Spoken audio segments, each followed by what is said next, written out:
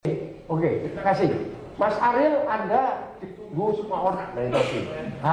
Tolong ke depan supaya banyak yang bisa kelihatan ya. Setuju ya kalau dipanggil ke depan ya. Silakan Mas Ariel. Ini kita tadi membicarakan tentang dunia baru di mana senior itu akan terdesak sama orang muda ya. Men itu terdesak oleh woman dan citizen, orang-orang yang gaptek itu akan terdesak oleh netizen. Anda melihatnya gimana Mas Arief? Tolong di sini Mas Arief.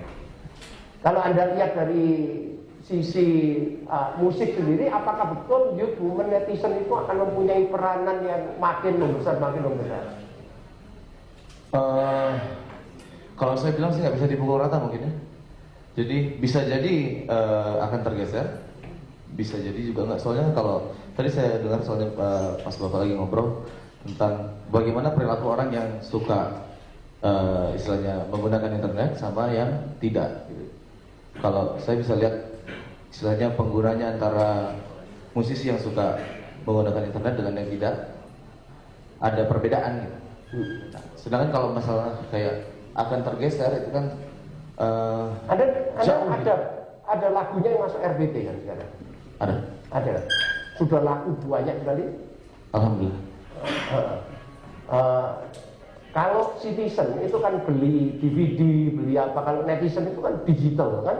Tadi Pak Sam bilang, waduh, saya ini punya banyak lagu yang saya ciptain. Sekarang itu lebih enak di digitalkan aja katanya dia. Kalau dulu kan jualan DVD itu kan 10 satu album satu, kalau sekarang kan satu-satu katanya dia kalau masuk RBD. Betul nggak?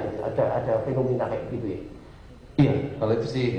Kalau sekarang yang terjadi memang perubahan seperti itu. Jadi kalau DVD dan sebagainya bisa bisa di cloning, bisa di macam-macam. Tapi kalau RBD kan nggak bisa ya.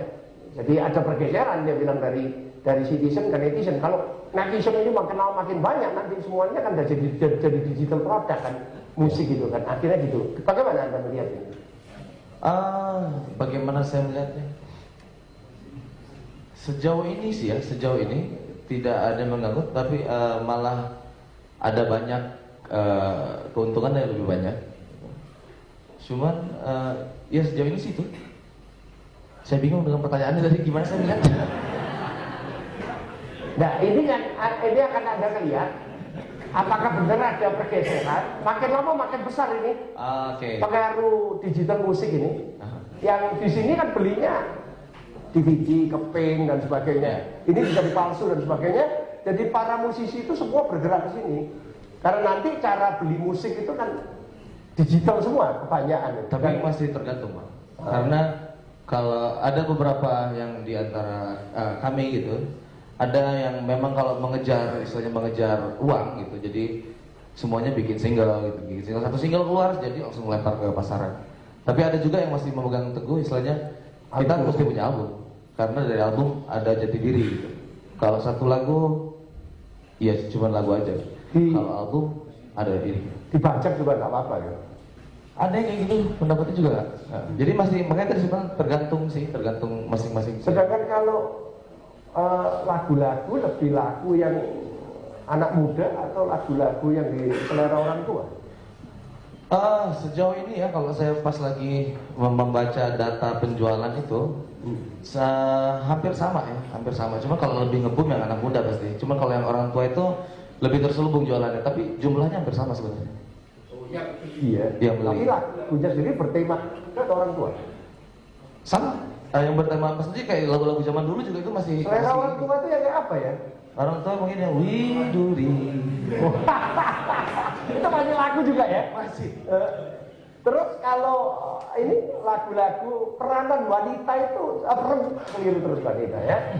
Ya, pengaruh perempuan itu gimana di musik? Harus ada perempuan cantik. Ini pengaruhnya di bidang mana aja dulu nih? Yang memberi semangat juga. Kalau secara pasar udah pasti yang beli CD paling banyak itu pasti dari marketnya perempuan. Yang beli CD Anda pasti perempuan loh. Nah, enggak lebih banyak Anda laki kan? Yang menggembari Anda kan pasti perempuan cantik kan? Enggak tahu juga. Masa ya? Oke. Jadi perempuan ini mempunyai peranan yang sangat besar ya.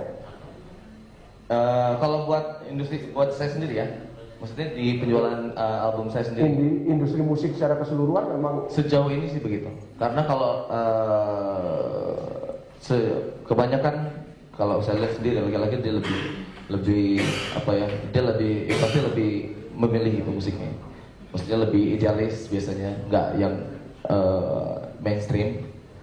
Dan kadang-kadang nggak mainstream itu kadang-kadang juga lebih sering download aja gratis tanpa yang bayar gitu. Itu banyak banget. itu siapa itu yang kayak gitu? Ada teman saya juga banyak kayak gitu. Laki. Kecuali yang ini ya, maksudnya kecuali yang orang yang emang dia suka koleksi album gitu, itu mungkin nggak. Jumlahnya banyak. Sejauh ini gini, dari 3 tahun kebelakangan sih, kalau misalnya penjualan kaset itu kan menurun sekitar dari standar penjualan 1 juta kopi menjadi 300.000 kopi. Jadi kalau bisa dilihat, mungkin pembeli setia atau pengoleksi kaset atau CD itu 300.000 jumlahnya. Oh, turun dari 1 juta menjadi berapa? Pindah standar. Mereka pindah kemana? Kebanyakan mungkin ya ke RBT ataupun download mungkin ya, download. Jadi mereka dari citizen pindah jadi netizen sebetulnya. Dari 1 juta jadi 300.000 ya. Standarnya sekarang jadi 300.000 kopi. Dan dari laki mungkin makin lama makin banyak ini perempuan ini ya yang menentukan yang membeli keberhasilan ya. Satu album itu bisa-bisa perempuan ya, bukan laki. Kalau perempuannya tidak beli, kalau perempuan masih belum beli, barangkali album itu tidak bisa meledak. Jangan-jangan gitu. Bisa jadi, saya tapi nggak yakin. Nggak yakin. Nggak yakin 100%. Bisa laki membuat album meledak. Pembeli laki-laki maksudnya? Bisa, tergantung isinya, tergantung isi dari lagunya. Terus antara anak muda sama orang tua, bisa nggak orang tua membuat album meledak gitu? Bisa. Kalau anak mudanya nggak beli gitu bapaknya? Bisa aja. Soalnya cuma kalau orang tua kan pasti mikir ya kalau mau beli ya. Orang tua mikir ya. Secara nggak langsung sebetulnya anak muda ya yang lebih berani untuk beli musik ya. Apalagi kan kalau yang anak muda juga dapat dari orang tua bukan duitnya. Biasanya. Semua ngomong yang sama. Jadi memang saya udah bikin conversation macam ini dari Jakarta, dari Surabaya, di Bandung. Katanya kalau anak-anak itu dapat anak-anak SMP, SMA itu kebanyakan itu dapat SMP terutama itu dapat uang dari ibunya, dari omnya, dari neneknya, dari kakeknya. Dia belinya lebih banyak daripada mahasiswa sendiri. Betul nggak? Saya nggak pernah lihat langsung, saya kayaknya sih seperti itu mungkin. Iya, ya mungkin kayak gitu ya. Jadi mahasiswa itu katanya daya belinya kalah sama anak SMP. Anak SMP itu katanya karena mulai dari duitnya dari mana-mana sumbernya. Sedangkan mahasiswa itu harus cari duit sendiri.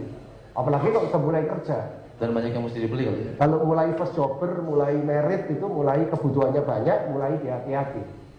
Jadi makanya anak youth itu SMP terutama akan membuat yang besar. Anda melihat perkembangan musik gimana ini untuk masa depan ini? Sejauh ini berhubungan dengan netizen ini gitu.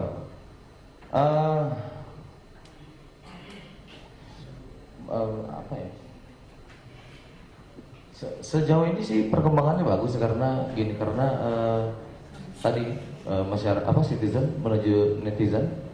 Sedangkan juga citizen yang sekarang ini kan juga mayoritas menyukai musik Indonesia, maksudnya yang agak sedikit Melayu gitu. Jadi semakin besar marketnya makin besar, terus juga si peluang ini juga membesar kan sekarang si netizennya sendiri. Jadi makin bagus sih sekarang. Oke, tepuk tangan untuk Mas Ariel.